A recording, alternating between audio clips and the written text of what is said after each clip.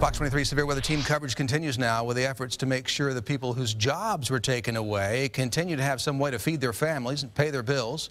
New at 6, Fox 23's Rick Marinon reporting live from the damage zone near I-44 and 41st Street, with the resources now being given not just to business owners but their employees, Rick. Clay, that's the key, is their employees. When you look at a building like this, the Chipotle and the Starbucks, that is condemned until being repaired, that's about at least 24 people who need jobs. And Workforce Tulsa says they're stepping up to the plate to make sure that they can find work elsewhere if they need it. To many, they were just stores and warehouses, but for some, they were places to work. The storm damaged 127 businesses, so you're talking about virtually every kind of job. Shelley Academy with Workforce Tulsa tells me employees of stores damaged by Sunday's tornado can find similar positions if they need it. There may be one or two out there that we can't duplicate, but I really feel like there are so many openings in Tulsa right now that we can get the majority of these people back to work pretty quickly.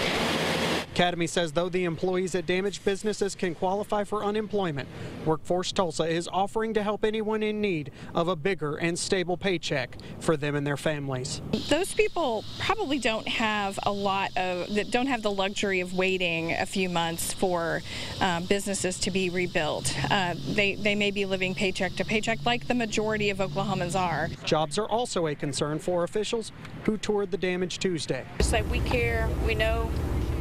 Some people are suffering right now. Governor Mary Fallon tells Fox 23 with the loss of business also comes the loss of personal income for some and a drop in sales tax revenue for the city. With many businesses condemned until further notice, regular business hours are anything but the usual 9 to 5. You got a lot of businesses that won't be in business for a while, so you have a loss of revenue for those businesses, but there will be, we hope, some federal assistance on helping those businesses be able to get through this time period.